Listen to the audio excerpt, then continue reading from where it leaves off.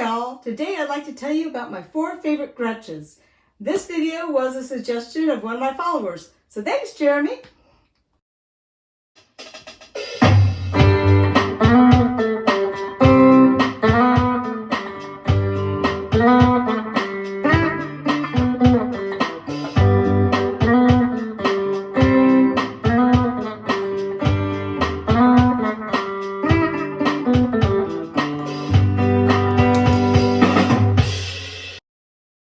I'm Julie Starling. Welcome to my channel. Let's get started.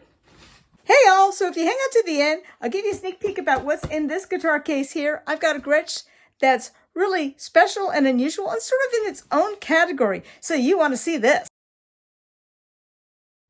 Okay, so the 4 guitars that I'd like to present today are a Nashville 6120, a Duojet 6128, a Broadkaster Junior 6659, and a Sparkle Jet 6229. And all of these have like a G in front of them and a T after to show that it has the Bigsby.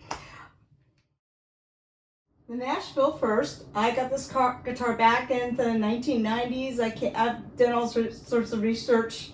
Can't find the exact date.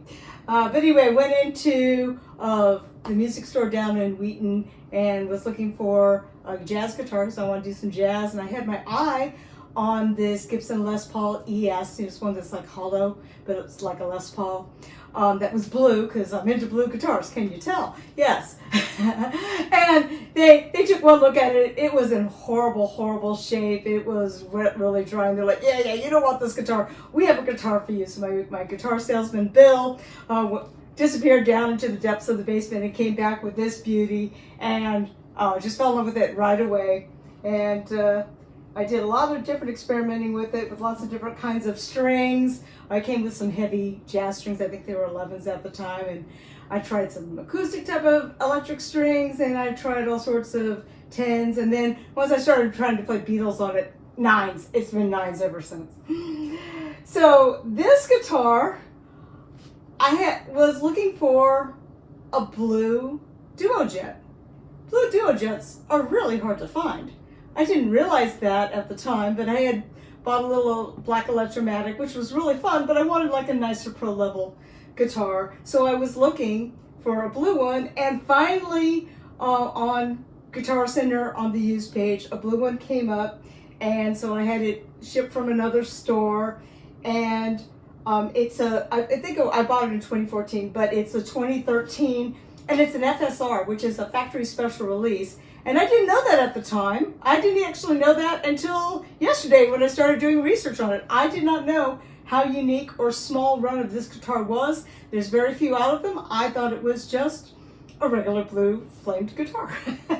So, I had been trying to find a guitar that was a little bit smaller body. I love the 6120. I love the Nashville, but sometimes it's just too big. And for the life of me, a 355 does not fit my small body. It's too small, and I don't play on my right leg. I play on my left leg classical style, so it was just too much body. It didn't just work, and I tried several other brands, all sorts of things. And then one day they had an orange one in the Electromatic line, and I loved it, and played it at Guitar Center and took it home. But then while I was looking around, I realized that there was a blue one in the Pro line that had also been released. So I returned the orange one and bought the blue one. So this one is known as the Broadkaster Junior, and it's junior because it's the smaller body size. The original body size was a larger body, more like the other ones that I had looked at. And yeah, it's nice and thin. And I love the gold hardware. We'll get onto that. So that was in 2019. That's when I got this one. So the last one is my latest edition. It's the Sparkle Jet. I bought it in 2022. I bought it before it was released. As soon as I saw it on the Sweetwater website, I thought about it for a few days, went back and forth and said, yeah, I've got to have that guitar. I just got to have it. And so that is my newest acquisition. So let's start with comparing the guitars. We're going to start with body. All right, so this is obviously a hollow body guitar. The Duojet is marketed as a solid body, which makes absolutely no sense. I guess because they were trying to compete with other solid body guitars at the time, like the Les Paul and the Strat. But if you've ever seen the inside pictures of these, they are mostly scooped out. So it is really a highly chambered guitar, and it's actually more chambered than the chambered Les Pauls are. So some of the chambered Les Pauls are just Swiss cheese, or they have a few more areas, but this one is very chambered, and that's why it gets such great acoustic resonance. And the same goes for the Sparkle Jet at the end. They both are the same sort of guitar. Now the Broadkaster here is like 355. It's got a center block, and so, you know, even, you know, as hollow as it can be, except for that center block running down, and it makes it a really versatile guitar because it can pretty much cover every genre. It's great for jazz, and it will take, you know, hot rock licks and country, bluegrass, and anything you want to throw at it, this guitar will take. The logo, so this one has the traditional one, and you can see it's sort of like a mother. This one has more of like the abalone type of look. It has all the different colors. And this one, the colors are the same, but just more vibrant. They're just even higher quality. It just really shines. And then on the last one, we've got a script. A script is really cool, very different. And yes, also, it's hard to tell under the light, but it's pretty reflective. Okay, now for the woods, these two here are laminated maple with maple necks, and these two here are mahogany bodies with mahogany necks, and then a maple cap. And to my surprise, yeah, it's actually a laminated maple cap. Isn't that interesting? Okay, so now let's talk about the neck. So what's really interesting on these two, you have the traditional archtop neck, which, if you know, has quite a bit of height here. And so as you go up higher, it takes a little more of your hand to reach around. Whereas both of the newer ones have the newer neck that is a much lower profile. I'm trying to turn it so you can see. It's a little harder on this dark one.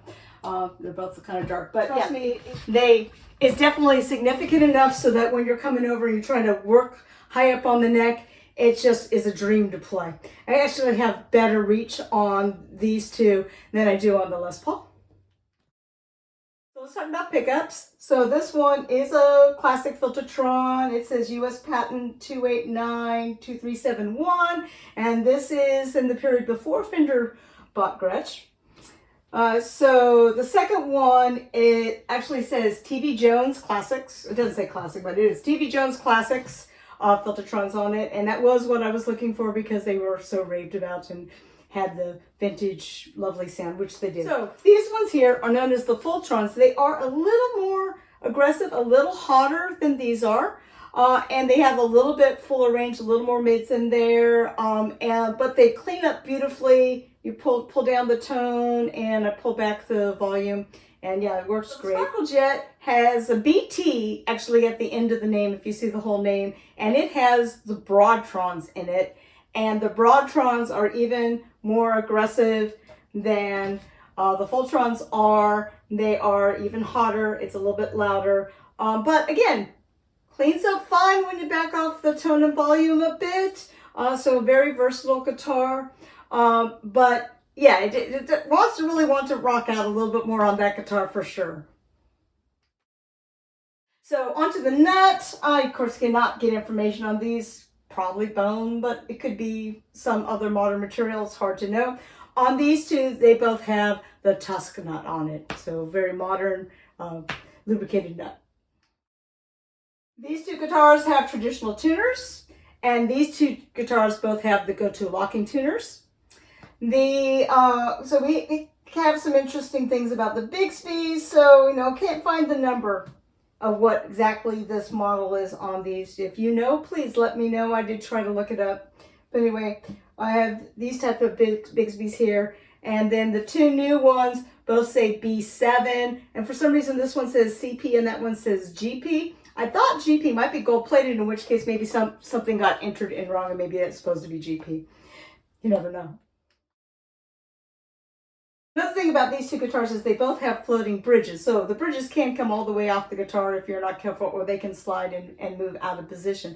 Fortunately, I played banjo back in 12th grade in college, so I am used to bridges just falling out of place and being able to put them back together. However, I do usually go to the trouble to try to just change a few strings at a time, and I usually try to put a little tape. I use drafting tape, which is not as adhering as masking tape. If you want to make your masking tape and drafting tape, you put it on your pants a couple times. I'll take off the extra tack. And I just kind of put that on there for a few minutes while I'm working so I can easily get it back into place. And these two guitars have the anchored bridges, which is nice. You don't have to worry about that. Easy. Hey there, so I left something out. I forgot to mention that on the Bixby, on the two newer guitars, they are actually string through. They actually have holes in the Bixbys so that you can string your guitars through. So that makes it easier to put the strings on because you don't have to do an extra capo and whatever to get while it's hanging there on the Bixby. However, the downside is it takes longer to take them off. Everything's a trade-off. Okay, so onto the hardware. So obviously gold, nickel plated, gold. So you either love gold plating or you don't. My husband's not into gold plating. I adore it. So the advantage of the nickel is it stays looking the way it stays looking, and it's pretty easy to keep it clean and shiny, and it takes a really long time to age. Whereas the gold plating does age, and these three guitars are at 3 different stages. So this one is quite aged. It does sort of tarnish a bit into sort of a brassy look. I think it looks super cool. I love the way it looks, so it doesn't bother me.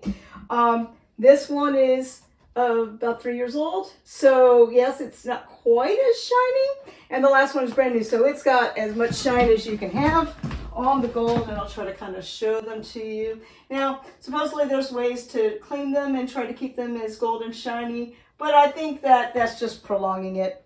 Ultimately, it's going to do what it's going to do.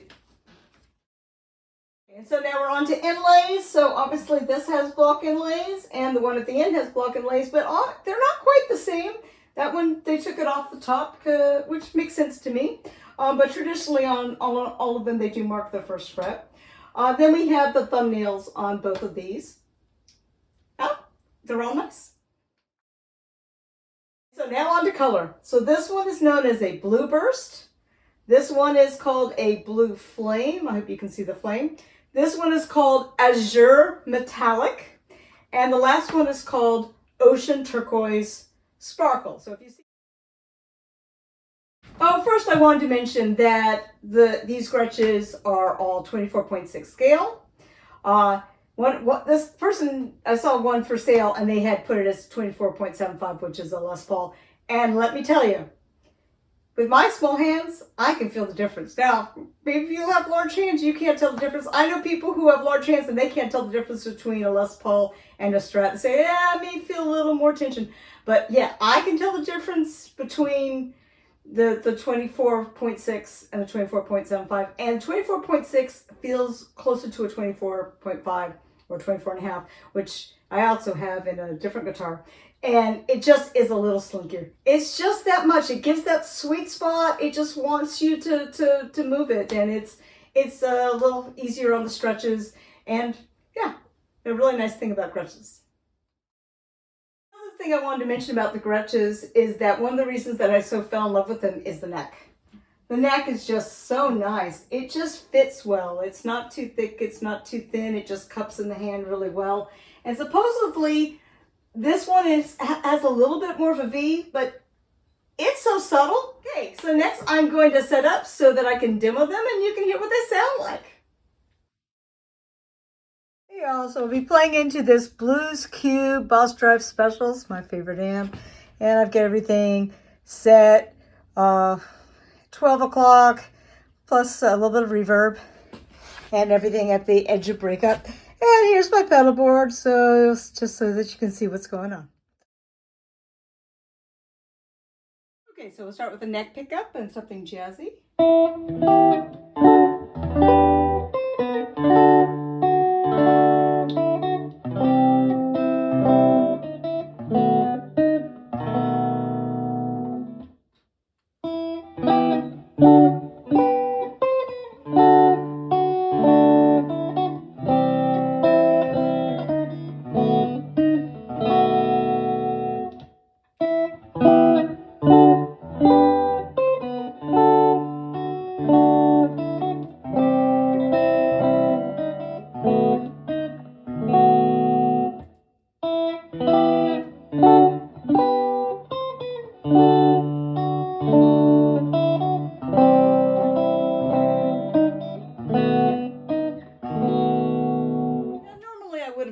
the last two guitars down by turning down the volume and the tone a little bit to make them a little bit warmer and smoother for that piece.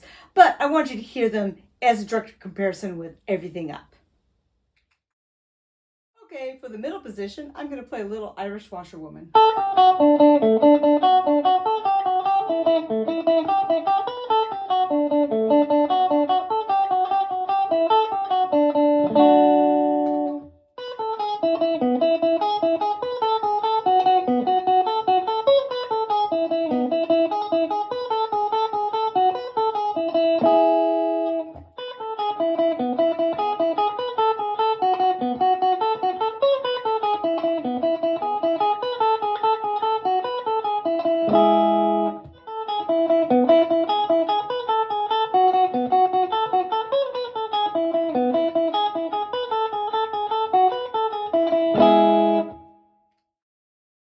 Still on the middle position, I've turned on the Wampler Tumnus, which is a clone, get a little bluesy drive, and so I'm going to play a little bit of a blues rhythm part for you.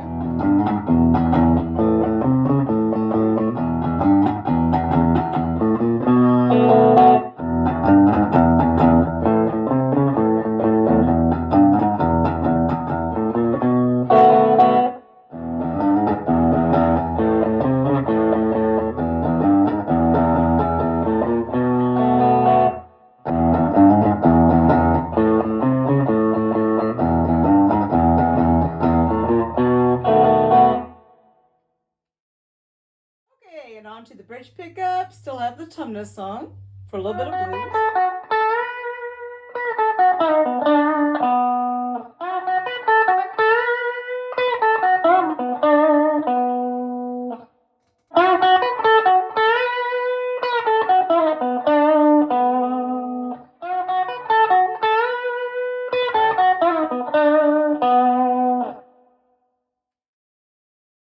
For a little rock rhythm, and I've turned on the Wampler Clarksdale, which is a tube screamer.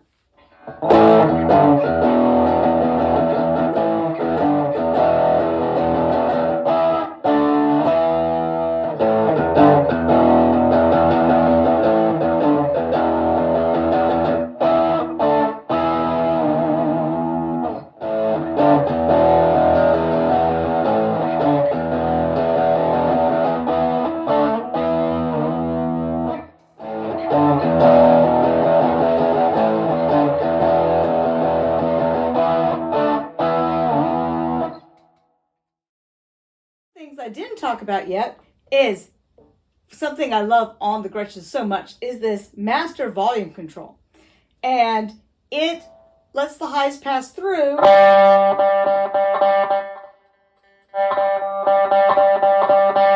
it gives you a really large range of volume, and it's very sensitive. The other volume ones do cut the highs just a little bit, and the tone one cuts, of course, the highs. And so with combining those, you can really kind of sculpt your sound the way you want. But if you just love your sound, but you just want a little less, it's just nice to be able to just grab your tone control. And you can also do what I usually do, which is I set it down, usually the arrow pointing that way, and that way I can just grab it up if I need a little more in a solo, or let it come all the way up, and then just easily put it back down. And or I just need it off, Sure, you can use a volume pedal, but it's nice when you can simply turn the guitar off, and I've always had that trouble with Les Pauls, so one of the things I really appreciate about Gretches. Okay, now for a rock lead tone, and so what I have done is I have the Tumnus running into the Clarksdale. I turned the Tumnus down just a hair because it's getting awfully loud in here. All right, here we go.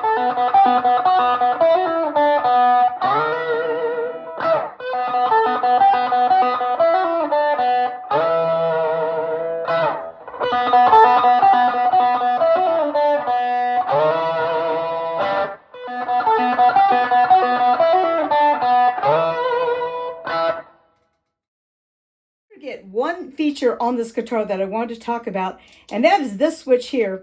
This is often called the mud switch, as its nickname, but it is a tone control. So when it is up, the tone is all the way on. When it's here, the tone is turned down halfway. And when it's in this position, the tone is turned all the way down, which you might need on occasion if you want a really soft, out of the character tone. But I have to tell you, being able to go from all to halfway is really useful, and it was a feature that I wanted to try out, and I really do enjoy it on this guitar. Okay, y'all, so which guitar did you like best? Please let me know in the comments below. Was it the color, the sound, the features? What struck you the most? I'd really like to know. So don't go anywhere. I still have that surprise at the end. Like this video, please give me a like and a subscribe, and check out my other videos on the channel, especially my music videos. Okay, and now we're on to the surprise. So this is a rather unusual guitar. So this is the G5034 FT Rancher, but it's not really an acoustic guitar. The top is laminated maple because the goal was, how do we fit a Bigsby on an acoustic guitar? Well, regular solid top guitar won't hold a Bigsby, and they finally made an arch top laminated maple. And then they added in this Fidelitron pickup. It's called Fidelitron, and it's not quite acoustic. It's not quite electric. They market it as acoustic electric, but it really has its own tone. And in order to use this pickup, you have to have nickel strings. So it's acoustic, but has an acoustic tone, but also has a really killer electric tone. And when they plug it in, you're not getting the acoustic tone unless you add an extra pickup onto it to get that acoustic tone. So this one also has this really cool horseshoe, classic horseshoe like my Nashville does. And they call this color Savannah Sunset. It's very similar to an orange stain that I've seen. It's quite a winner with that gold hardware, don't you think? All right. Another video on this guitar in the future, so keep your eye out for it. Thank you all for watching. Please put any questions, comments, suggestions in the comments, and I'll check them out. Thank you again. Have a great day.